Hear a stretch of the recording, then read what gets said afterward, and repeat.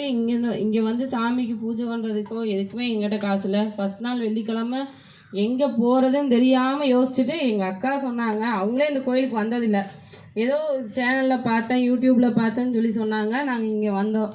வந்துட்டு ஒரு 100 ரூபாய்க்கு முத முறையாக வந்து அந்த 100 ரூபாய்க்கு தான் பாலாபிஷேகம் பண்ணிவிட்டு நாங்கள் இங்கேருந்து போகிறோம். இங்கேருந்து போன அன்னைக்கே வந்து எங்களுக்கு ரொம்ப கஷ்டம். அதுக்கு அடுத்து வர்றதுக்கே மனசில்லை. ஃபஸ்ட்டு 2வது வாரம் வரல, 3வது வாரம் நாங்கள் இங்கே வரோம். 3வது வாரம் வெறும் 200 ரூபா இருந்துச்சு.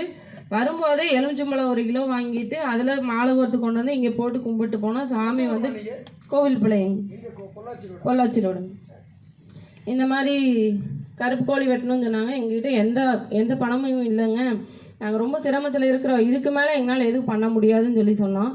அப்போ வந்து நீங்கள் ஃப்ரீயாக வந்து 2-3 பூஜைக்கு கலந்துக்குங்க, உங்களுக்கு பணம் கிடைக்கும் அப்படின்னு சொல்லி சொன்னாங்க. நாங்கள் ஃபஸ்ட்டு 2 வாரமே நான் எலுமிச்சம்பழம் விட்டு மல்லிகைப்பூவும் எலுமிச்சம்பழமும் கொண்டு வந்து சாமி கும்பிட்டு போனேன்.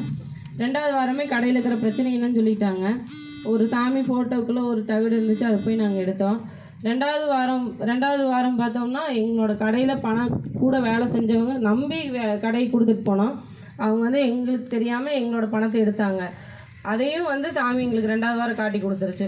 3வது ஓடவே இல்லை. அந்த சிசிடிவி ஏற்கனவே எங்களுக்கு பிரச்சனை, அதில் ஓடாது, ஃப்ளிப்பாக ஒரு 2 செகண்டுக்கு மூவ் ஆயிரும்.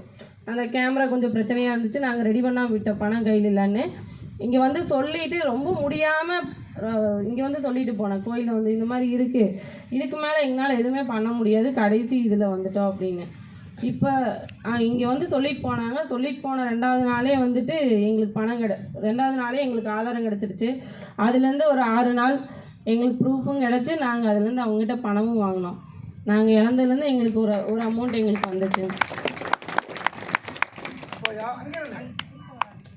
வியாபாரம் எப்படி இருக்குது இப்போ? வியாபாரம் இப்போ கொஞ்சம் சிரமமாக இருக்குது, ஆனால் கொஞ்ச நாள் முன்னாடி நல்லா இருந்தது. நல்லா இருக்கு. ஓகே. இப்போ ரொம்ப சிரமத்தில் இருக்குது. அந்த சிரமம் மறுபடியும்